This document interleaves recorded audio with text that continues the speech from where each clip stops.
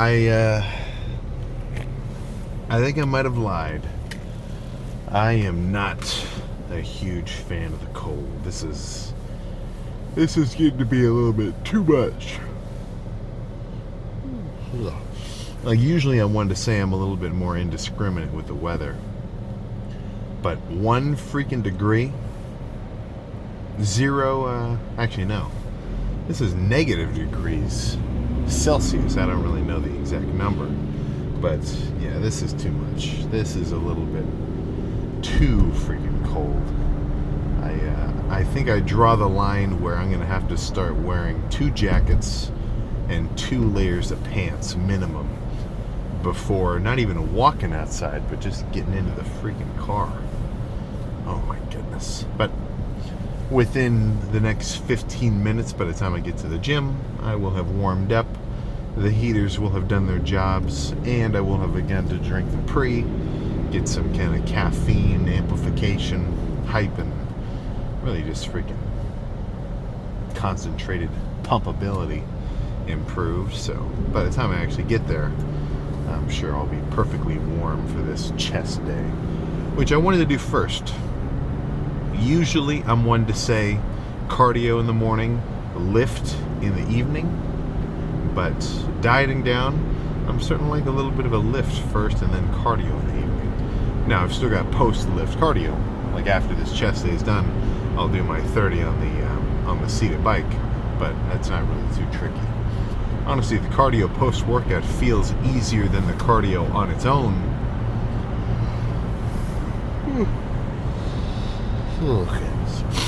Because it's like I've already built up, some momentum of having already broken a sweat.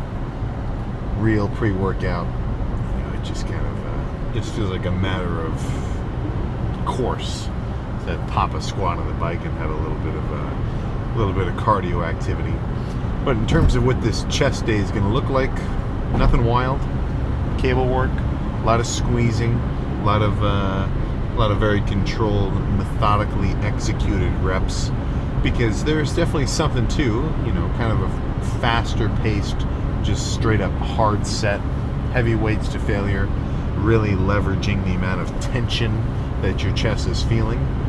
But right now, that's not what I'm aiming for. I need a few things out of this chest day. I need a pump. I need a reasonable amount of weight exposure. Like, I don't need to bench 4 plates on Smith. 3 is definitely my limit right now in terms of as heavy as I could probably go, as well as not pushing myself into the danger zone of pulling anything, which if I trained in more of a powerlifting manner, I'd have a different take. Like, obviously, if somebody does 1 rep maxes all the time, they're used to it, right? That's kind of the training style that they're used to, right? It's when you're doing more bodybuilding, weight-based workouts of the regular, and then out of nowhere, you go for that 1 rep max, and you hurt yourself. Knock on freaking wood. So that's part of the reason why you're never going to see a Sam Sulek 1 rep max out squat, bench, deadlift. For one, it doesn't give me any gains, and also the risk to reward ratio is simply not in my favor. You know what I'm saying? So that's where I'm under the impression, or I'm of the opinion, that the 10 rep max should be given much more respect and hype, because going for 10 rep weight maxes is pretty much perfect. Because you break new ground, you do something you've never done before, you have legitimately hitting a new personal record, and that set is stimulative towards giving you more goals in the future. Like, anytime anybody ever goes for a 1 rep max at bench, it's just not really, like, you don't get anything out of it. It's simply a test of where you're at that current moment. Whereas, trying to do a weight you've never done before for those 10 reps, let's say even if you hit 9 and you're like, fuck, okay, no way, rack it. That's still a good set that's going to be, gains inducing, right? I mean, doing 1 rep maxes, apart from the the central nervous system training of exerting your system that hard, you don't really get much out of it, right? I mean, most of the strength that even the powerlifter guys are building, it's not from their 1 rep max outs on like a 95 or like 100% like full on max day. It's from all the slightly higher volume work, the 5x5s, the 3x3s, the 5-3-2s, the whatever, So that's what I'm more interested in, right? Like, as cool as it is looking at myself, all extra lean now, like, I guess you could say, the leanness is almost like the competition side of things on bodybuilding, as a 1 rep max would be for a powerlifter. Like, as cool as it is now, this isn't new ground. I've always been this big, right? Like, I'm not breaking into any new muscular realms. Like, I've already built this muscle up. All I'm doing is simply revealing it, So it's not like just looking at the end results shouldn't get you as excited, I feel, as how excited you should be about what actually gets you towards that end result, right? So what I'm trying to get at in kind of a roundabout way here is, like, as crazy as a big set is, if you can get amped up by really pushing it on regular volume-based work, like every time you have a really crazy working set that gets you excited, then I think that's a much better situation to be in, because then you're getting all these dopamine releases and like hype, kind of adrenaline, whatever, from what's actually going to give you the results that you want. Like, as much hype and whatever as there is to, holy crap, dude, I got a new bench PR. It's like, what did you really do? You showed how much you could do this current moment, but it's not really working up towards anything all the time. Right, so that's kind of my thought process on the manner. So I don't mind if I end up doing 30-pound cable flies for a set of 20, because all I'm aiming for is chest stimulation, blood flow, and a freaky, veiny, grainy, any other kind of word that rhymes with that pump at the end of it. And then 30 minutes of cardio to finish before coming home for some kind of protein-heavy lunch. I went classic this morning. I've been having a hankering for just a buttered bagel. So, at the cost of 40 grams of carbs, 10 grams of fats, still weighed everything out, of course.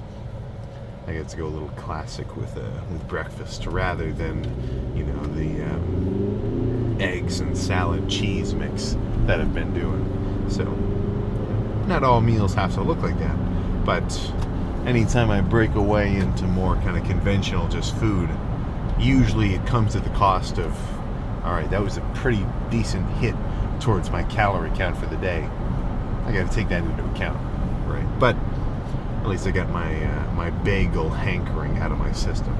So now I can tell I'm just freaking rambling. How about we just get in there and get this chest day started? Let's start a little heftier. And exactly as predicted, 3 plates is the limit.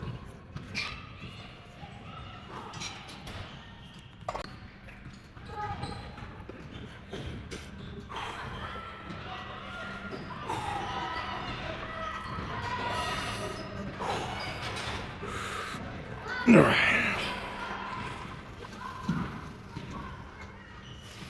Yeah.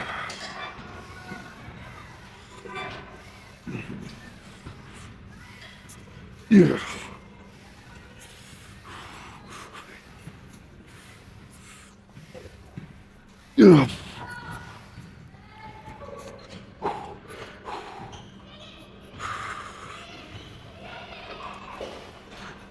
Yeah.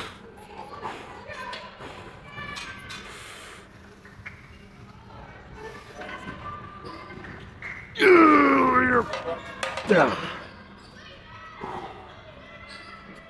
Probably just one more. Whoop. Hmm.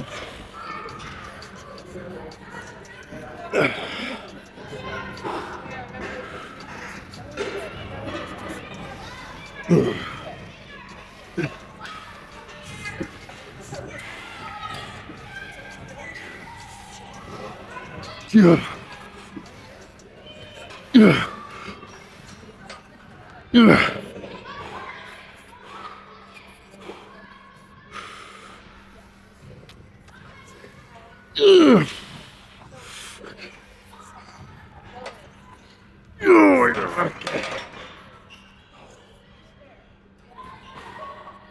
One more. And then we can move on.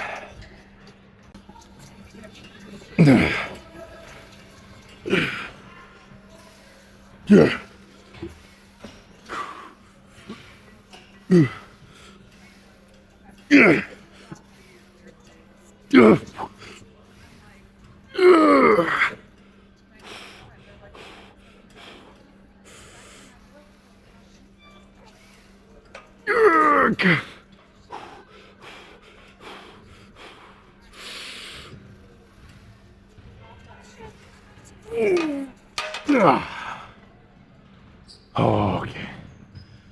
Oh my gosh. Let's go do some cable work. Holy crap. 3 plates is not supposed to feel like that. Let's do some bent over flies. Not super slow, a little more brutish. And then probably either the next set or the one after will look very different in terms of its execution.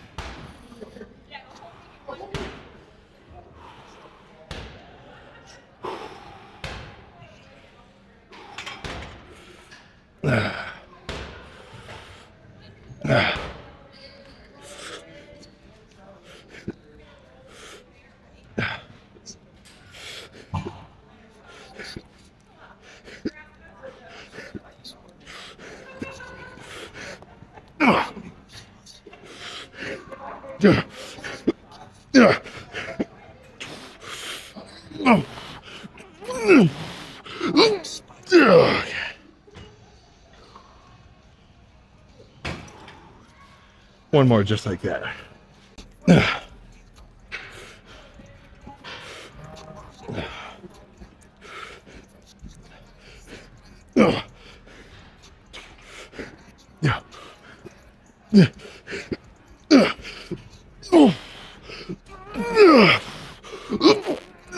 Okay. All right. That was 47. Let's drop it to 27 for this next one. Almost half. Yeah.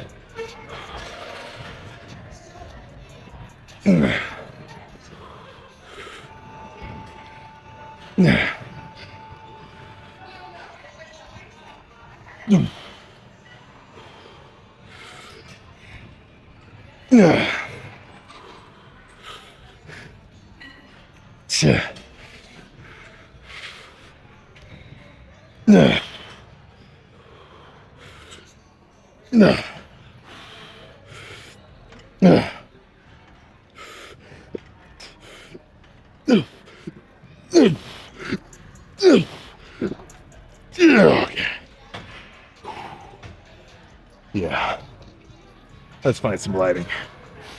There we go. All the good lighting spots are taken by yoga classes. Don't they know a guy's got to freaking pose down? Nah, I'm just kidding. This is a cool spot in here too. But 3 sets of pretty heavy incline Smith. I'm kind of surprised I could even still throw that weight around and have it feel so good. But surprised in a good way, right? Didn't overdo it. I think that was just about the limit of good, hard, heavy stimulation without creeping into the range of potential injury. That's the side of the spectrum I want to stay as far as possible away from. Like, as much as my goal is every lift, go hard, get a crazy pump, equally valuable to those two, if not maybe even more important, don't hurt myself. Because that's just taking maybe not even 2, I could say even upwards of like 3 steps back compared to, you know, tweaking your stuff or pulling something. I mean, it just sucks. And that's something which unfortunately I've had to learn from experience, but still learned either way. So let's see how we're looking. And this is with a reasonably empty stomach, but nothing like a real depleted, completely like, well, I guess I don't know the exact word apart from depleted, but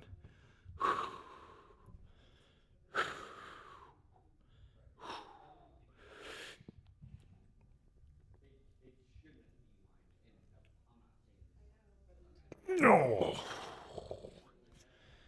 Holy crap. Man, even just sitting there holding the flex like that, it's making me lightheaded.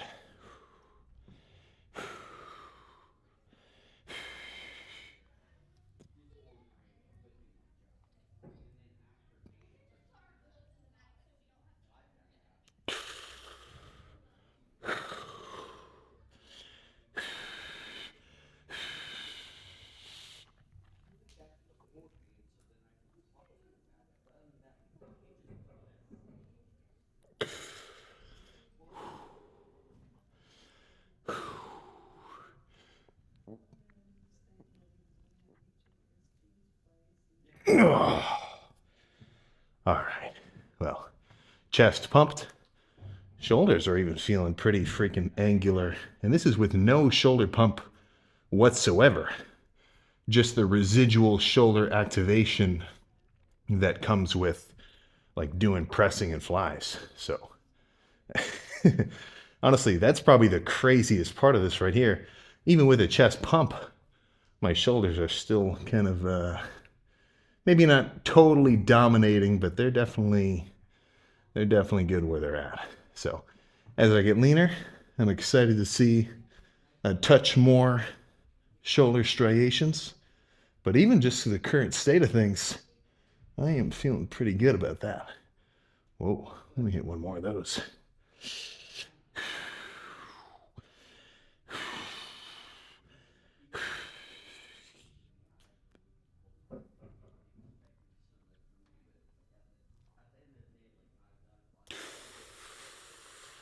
Oh my goodness. All right. So for you, let's get in the car. But for me, I have got 30 minutes on, not sure if I want to do the seated bike or the seated elliptical. I guess I'll tell you which one I picked. I think I forgot the scale of just how freaking cold it is right now. It's hitting everybody. I didn't even realize it's freaking snowing in Florida as well. Oh my goodness. So you guys know what I'm talking about. Yeah. Being cold, not the most fun thing in the world. But that was a good lift.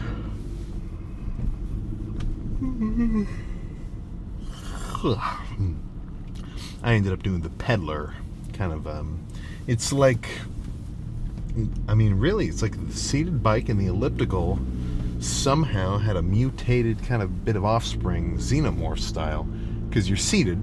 Like, I'm not standing on the elliptical, like, foot pads, but I'm still getting a little bit of, like, that pedaling action. Either way, that's just, you know, me saying that I liked it. So, 30 minutes there. I'll have another 30 on the seated bike later tonight, which I sort of like this lift early and then cardio in the evening kind of approach, because I'll get to the point where I'm kind of just like ready to do something, because I'm so used to the late night lifts anyway. So, I mean, by the time it's like 5 o'clock or 6 or so, I'm eating some food, I've kind of sat around a little bit, I'm kind of just going to have a little bit of an itch to get something going. So, plus I'm going to be playing on my phone anyway. 30 minutes of cardio, not the trickiest thing in the freaking world, I tell you what. But it's too soon to really tell how I'm adjusting to backing off on the cardio a little bit, because I think the 2 hours a day was a little much. So I'll see over the course of the next few just how things change. But still getting steadily leaner. I even just like laying down in bed, I can see way more quad veins just all over the place. And we're definitely on track to something. Which, you don't forget, man, this is a freaking long game. You know, there is no kind of instant whatever. I don't want to be too repetitive, but one workout, one day of dieting, one day of locking in, doesn't add up to much, right? It's really just a drop in the bucket, you know. But if you've ever dealt with a leak, those drops add up, and before you know it, dude, your gym has a big ass nasty 5-gallon Lowe's bucket of random whatever that came from the ceiling, and somebody's got to deal with it. Not me, of course. I was just the one lifting there, but I mean, it happens, right? So I see it today. I mean, it's I meant to ask this guy just because I was kind of curious, but I didn't want to like invade his space or whatever. But if you go to the same gym for long enough, you see the same people, and if you're at least like a little receptive to your environment, dude, these changes are noticeable. I mean, I've seen this same dude on the, I know the elliptical that he likes because he's on it all the time. He is substantially leaner than a couple of years ago. And I mean, like, probably 2-ish or 3. Like, the guy looks like he's down 60 pounds. That's the only one that really kind of pops into mind right now. But I don't even know the dude. You know, I see him come to the gym a lot. Like, we never talk. And he has made some pretty substantial gains in terms of, or I guess you could say losses, right? Fat losses. And people notice, right? Even if they're not right in your little bit of a circle or so. But it takes a while, you know? Everybody would love the end result of, I wouldn't mind being 20 pounds leaner. Or I wouldn't mind getting, you know, usually people don't think of it like that. They'd say things like, oh, I wish I could lose my love handles, or I could fit into a certain size jeans like I used to. Like, that's usually kind of people's measurements of, like, fitness progress. But, you know, any version of that which fits, you know, whoever's sort of thought process, everybody would hit that button. You know, if I could lose an extra 50 pounds instantly, me being like somebody who's got an extra 50 pounds to lose, odds are, I'd say, I mean, it would be pretty dang close to 100% of people, at least up in the 90s, are going to say, beep, holy crap, I'm 180 again. Nice. But, you know, if you add the terms and conditions into that equation, and you say, all right, man, you can lose 100 pounds this year. And that's not unfathomable. I mean, that's definitely like you're locked in. But 100 pounds in a year has been done. I mean, I get to see a lot in all my, like I see a lot of tagged posts on Instagram when guys show off like pictures of their cardio and like, this was me last year, this is me this year. Like, frankly, that's a lot more impressive to me than just like, you know, a couple of pounds of muscle gain. Because anybody can gain some muscle, you know. Just by adding working out to your routine, you're going to start to beef up a little bit. But there is no getting around locking in if you're trying to get leaner. So what I was kind of getting at was 100 pounds in a year, dude. Everybody would hit the button to say, I want to lose 100 pounds right now. Boom, no strength attached. But as soon as you add those conditions of, all right, man, you can lose 100 pounds. You can be 100 pounds leaner, right? You can be back to a spry 190 like you were back in 2004 or, you know, whatever. But you got to do 30 minutes of cardio every day. You got to watch your diet. You got to only eat so much food because you have to stay in a calorie deficit so that you burn off, you know, whatever percentage of body fat every day, which 100 pounds, 1 year, that's about 0.2 something pounds per day. Let me think about that. 100 pounds, 365 days.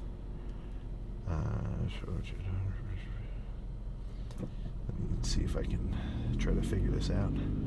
Well, either way, about 1/3-ish, maybe a little more, of a pound per day of body fat.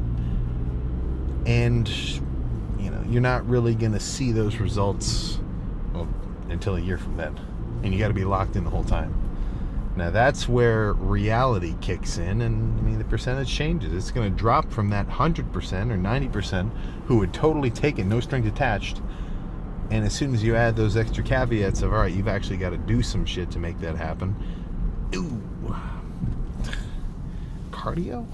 Come on, man. I don't want to be sitting around sweating. It's freaking hard. And that's where the value comes, right? I mean, anything cool that anybody does ever usually has a pretty substantial amount of time and effort done on the back end before, you know, the cool part actually gets shown off. Right? There's nothing flashy about 30 minutes of cardio every day, especially when you're tired It's cold out. I mean, the car is freaking freezing. I'm fogging up the windows just by breathing. You know, the lifts at least are pretty hyped because you can get excited about it, like you're really going hard. I mean, there's like this just hype to the working out. But the cardio, not the most fun thing ever. You know, there's the flash factor is pretty low. It's kind of close to almost chore level, at least, you know, on average. If I'm really getting into it, I got my music playing, and for whatever reason I'm extra hype, you know, I can be pretty amped up for my 30 minutes on the bike.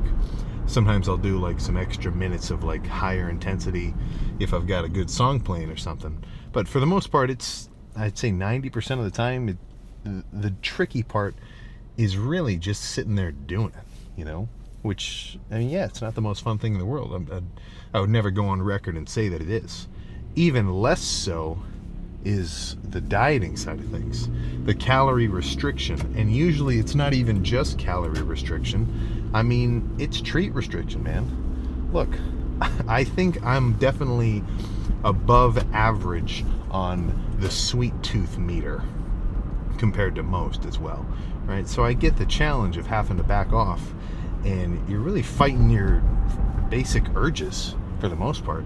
I mean, you're hardwired to say, ooh, I like how that tastes, I better eat some of that. I mean, you're going against evolution by trying to tell your body, like, hey man, come on, no crumble today, dude. No Canes, no Krispy Kreme, no Skittles. I've been thinking about the Skittles a little bit. You know, that'll be a nice treat for later. But, like, yeah, that's even harder than the cardio, I would say, because it's all the time. You kind of have to be thinking about it pretty consistently to be able to, like, you know, hold yourself back and think, all right, yeah, I probably shouldn't have that today, you know. And if you're counting your calories, I mean, you can add some treats in too, but then you got to pay for it. Because if you have a huge breakfast and you want to, you know, you actually stay on track with not overeating for that day, then you got to back off for dinner, you know. Or if you have a huge dinner or whatever, or if you totally go off the rails, you just do a few days of a serious, like, just you're eating anything in sight, then you're setting yourself back progress-wise. So, you know, you got to really get back on track before you even start burning fat again. Like, there's a lot of downsides. And by downsides, I just mean costs. Like effort before you get the actual, you know, valuable reward afterward. But the fact that not a lot of people, you know, will really go through that effort is why it's cool when you make it happen. You know, when somebody posts a picture that they lost 100 pounds in a year, that is badass. And there should be no angle in which you could take any value away from that, because that shit was hard and there's no getting around it, you know. So whether your goal is, you know, lose 30 pounds or 20 pounds or 10 pounds, or, you know, even just start counting your calories at all, by doing so, you know, just try to remember it's going to take a little while. But just because things take a little while doesn't mean you shouldn't go after them. And if anything, that should kind of be a little bit of a sort of fire underneath you to make you say, oh crap, this is going to take a while. The sooner I start, the better. You know, the classic sort of phrase of, like, the best time to plant a tree would have been 100 years ago. And the second best time is right freaking now. You know, because then you can at least kind of get ahead of the game on it. But apart from that, you got to just find a way to get yourself amped up. You know, like, as much value as there is in me, you know, saying whatever, like, get yourself in the zone. And it's like, you know, you don't need a third person motivating force to get you going. Anything that anybody really does hard, they do it because they want to do it. So, you know, get yourself in tune with what your goals are, and, like, really just as simply as thinking, okay, what would be cool for me to do? Like, this is you talking now. Like, yeah, it would be pretty cool to get a 225 bench for 10. It would be pretty cool to actually see myself lean. I haven't really seen my abs for a while.